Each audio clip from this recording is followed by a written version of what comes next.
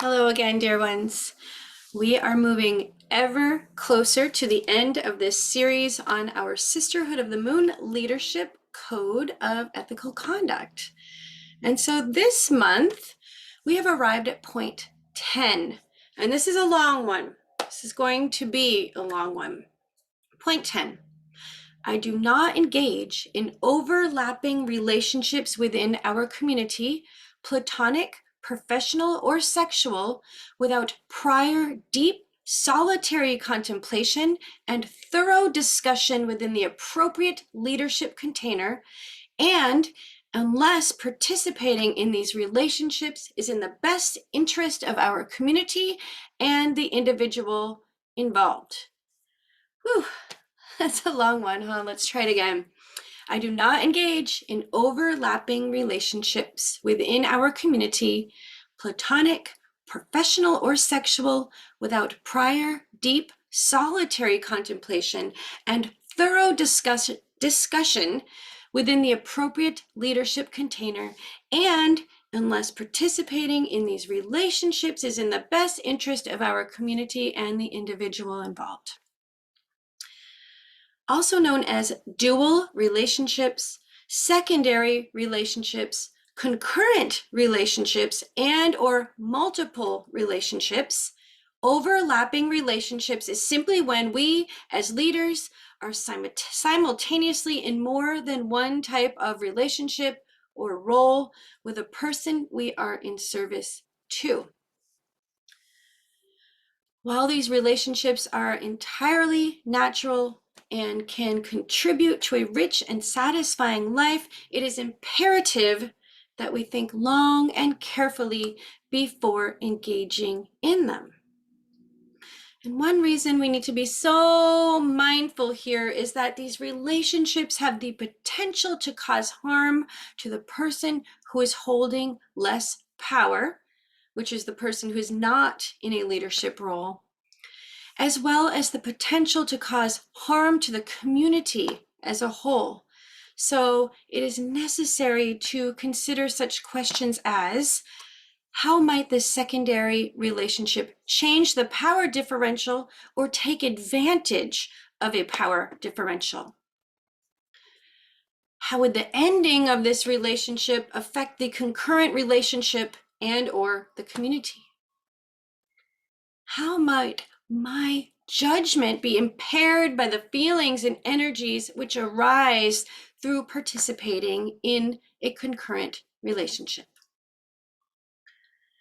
It is important that we understand that overlapping relationships can cause harm to the community in general by, 1, creating what is perceived by others as cliques, 2, creating side taking in the case of a breakdown within a personal relationship, and 3, creating a feeling of a lack of transparency, which can in turn cause confusion, upheaval, or the development of erroneous assumptions or expectations. And some examples of that might be, I need to be friends with that leader in order to be where I want to be within the organization. Or I need to have an outside relationship with that leader in order to feel like I truly belong. Conflicts of interest can arise when a leader has a personal interest or obligation to another, which influences how they act when in their leadership role. If an overlapping relationship influences how a priestess interacts with a celebrant in a ritual or healing setting, then they are no longer in full service to that celebrant.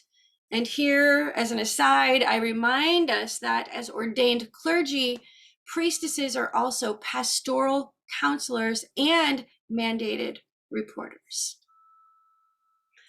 Emotional dependency can arise in either leader or celebrant as well. It is essential to note that in an ideal world, healthy priestesses do not seek to get their emotional needs met by those they serve, nor do leaders ever have an obligation to meet all of the emotional needs of others, because this is an unhealthy codependent mode of operation. Sexual relationships in particular can be unethical due to the inherent imbalance of power between a priestess and a celebrant. Although on the surface, this interaction may feel or appear to be between two consenting adults, the nature of the priestess-celebrant relationship can put the celebrant into an extremely vulnerable role. These liaisons can irreparably damage or even tear down an entire community, as well as all those involved in a very short period of time. And believe me, my loves, I have seen this happen. I've had a first row seat more than once. In some cases, when a relationship is strong, it may be best for one of the people to leave the community in order to preserve and protect both the integrity of their relationship and the health of the community. And like life itself, there are so many gray areas here, which is why our community does not forbid dual relationships. These relationships are acceptable and even welcomed so long as we tread very, very, very carefully and very, very, very slowly with a lot of honesty and truth-telling, both with ourselves and with others. Ideally, we have already made plans for how we will handle a breakup or dissolution of a connection, taking into the consideration of the well-being of all involved, which includes the greater community. Ideally, we are already exquisitely aware of how relationships can impair our better judgment and create conflicts of interest. Ideally, we already understand the complexity of human interaction and we are awake to all possible ramifications. And ideally, we are already deeply aware of our own needs and biases, making the unconscious conscious, so that we continue in all of our complex relationships with one another with our eyes and our hearts wide open. In the article, Ethical Decision-Making and Dual Relationships, Jeffrey N. Youngren poses some questions for our consideration, some of which I've adapted to better suit this particular discussion. These questions include, is the relationship necessary? Is the relationship exploitative? Who does the relationship benefit? What is the risk that the relationship could damage the celebrant?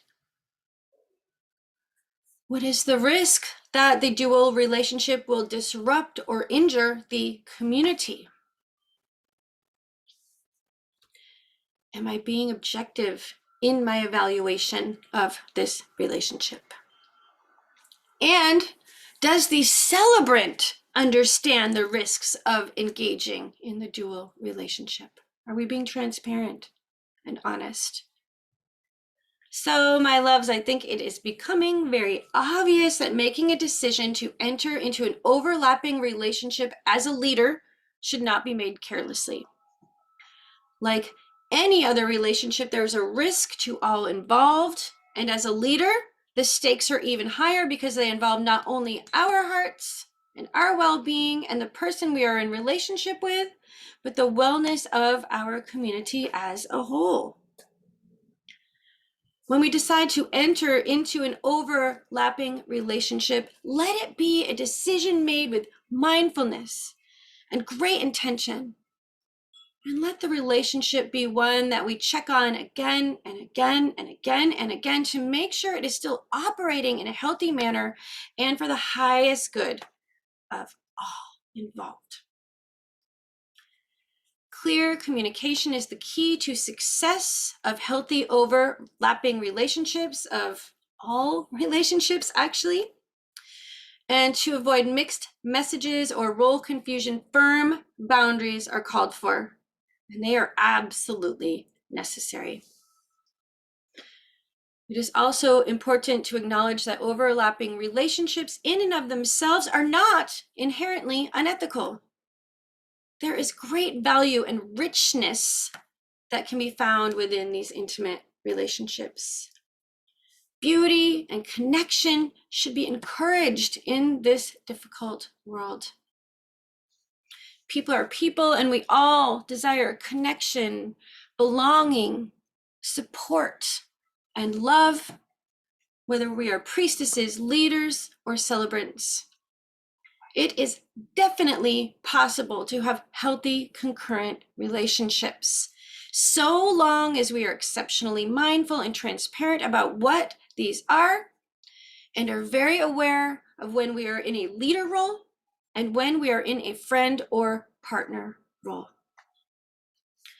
I do not engage in overlapping relationships within our community, platonic, professional, or sexual, without prior, deep, solitary contemplation and thorough discussion within the appropriate leadership container, and unless participating in these relationships is in the best interest of our community and the individual involved. So that's it, beloveds. I will come back to you next month with the 11th point of this code. We are really nearing the end here. And until then, I would really love to hear your thoughts. So please, let's continue this discussion in the comments. Please share, what experiences do you have with overlapping relationships? How have you handled them in the past? How are you handling them in this here and now? I'd really like to know. So please share, and thank you so much yet again for being here with me. It means the world to me to be talking about these types of things with you and to be expanding our connection with one another. So until next month, sending love and gratitude. Blessed be.